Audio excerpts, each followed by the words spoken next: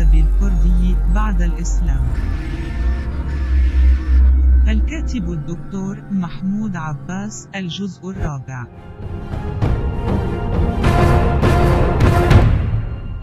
من أحد أهم الأخطاء التاريخية الدارجة عند دراسة الحضارات الإيرانية ولغات شعوبها حصرها في المكون الفارسي، علما أنه لم يكن لهذا العنصر خصوصية منفردة عن باقي الشعوب الأخرى في المنطقة حتى بعد انهيار الإمبراطورية الساسانية بعدة قرون. ولم يظهر هذا التوجه الخاطئ إلا في نهايات القرن الثالث الهجري أي التاسع الميلادي، علما أن الفارسية أو الشعب البارسي كما ذكرنا سابقا كانوا جزءا من مكونات الحضارات الإيرانية، وحضورهم فيها لا يزيد عما قدمه الآخرون إن لم يكن أقل، مثلها مثل اللغة العربية التي لم تكتب بها قبل الخلافة الأموية إلا الفتات.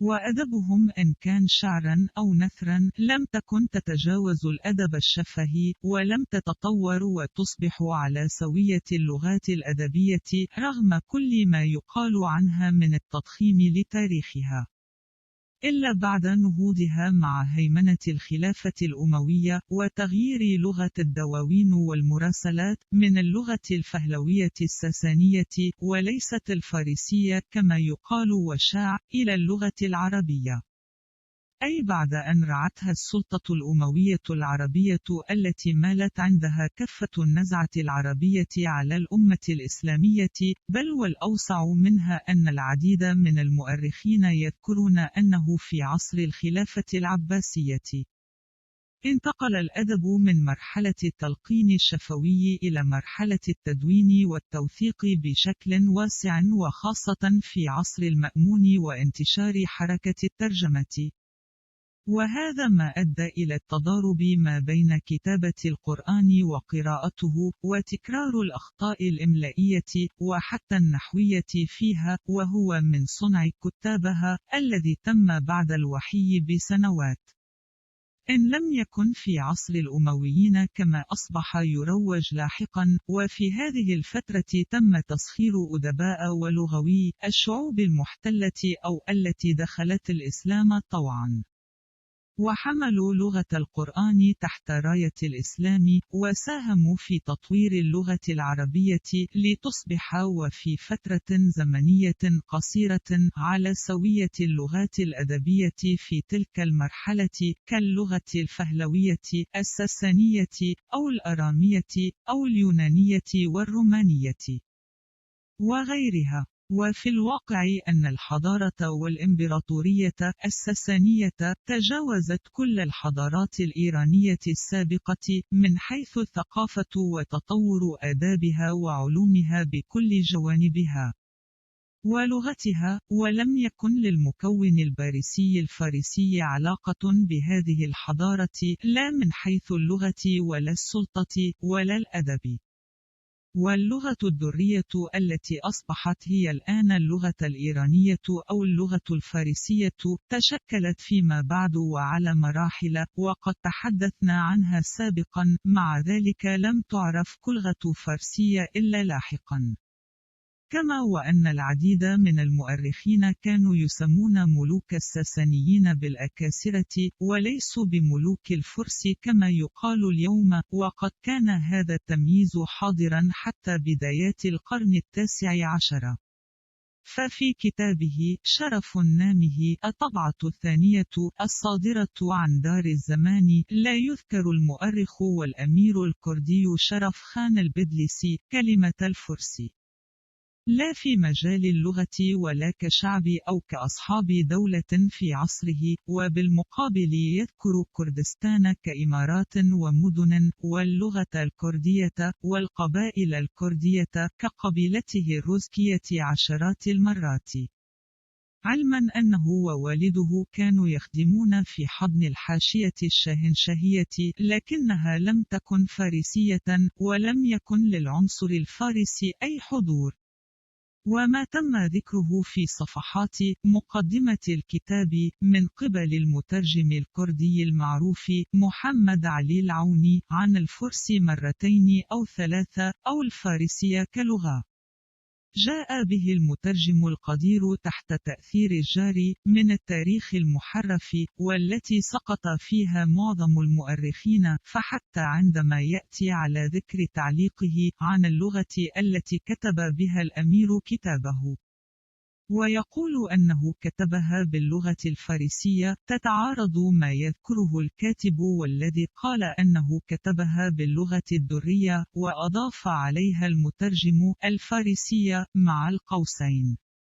وهذه الإشكالية مشابهة لما ورد في نص المقدمة المضافة على الكتاب من قبل المترجم، ففي الصفحة 12 يقول السيد محمد علي العوني: بدأ تاريخ الأكراد يتضح منذ فتح العرب بلاد الدولتين الفارسية والرومانية، علما أن معظم المؤرخين يعرضونها كدولة ساسانية وبيزنطية وليست فارسية.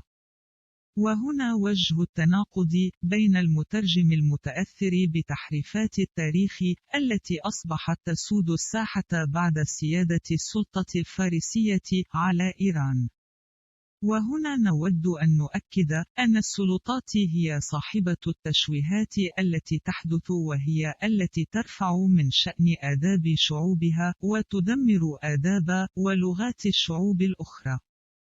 وما كان سائدا في عصر المؤرخ الأمير شرف خان البدلسي عدمية الوجود الفارسي كمكون ولغة، رغم كل ما قدمه المملكة السامانية والغزنوية في القرن الثاني من الخلافة العباسية.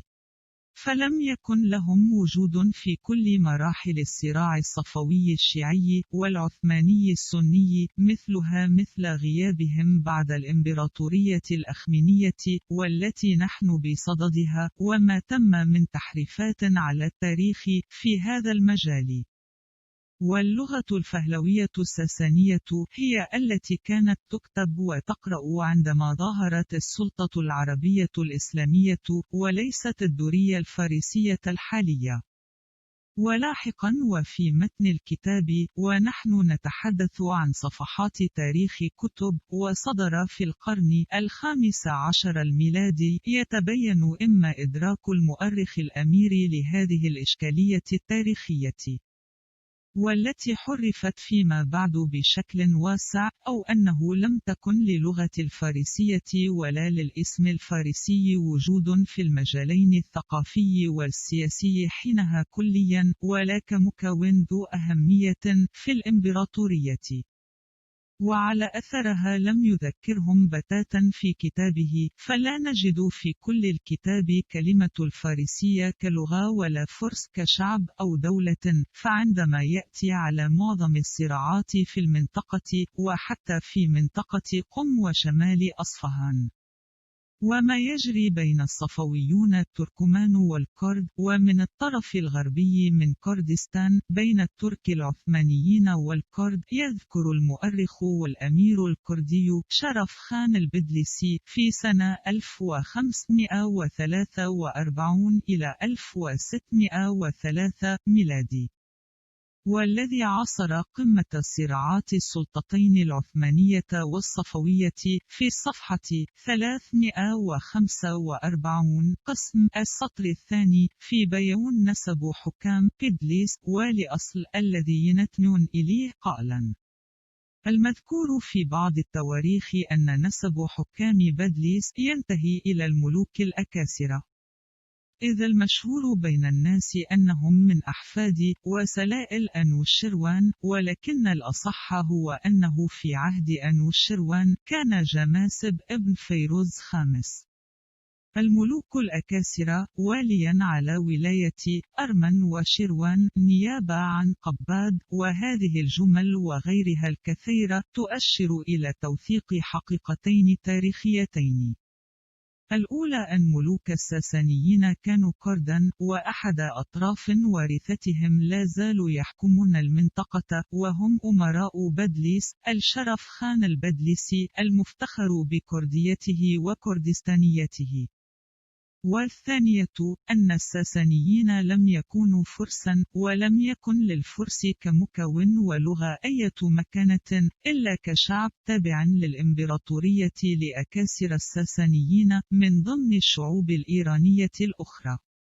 علما أن الأمير درس وتعلم في مدارس الشهنشاهية وباللغة الدورية، ومن خلال تأكيده على أنهم ورثة الأكاسر الساسانيين، فستكون لغة الأمراء الكرد، ومن بينهم أمراء بدليس زعماء قبيلة روزكي استمرارية للغة الفهلوية الساسانية.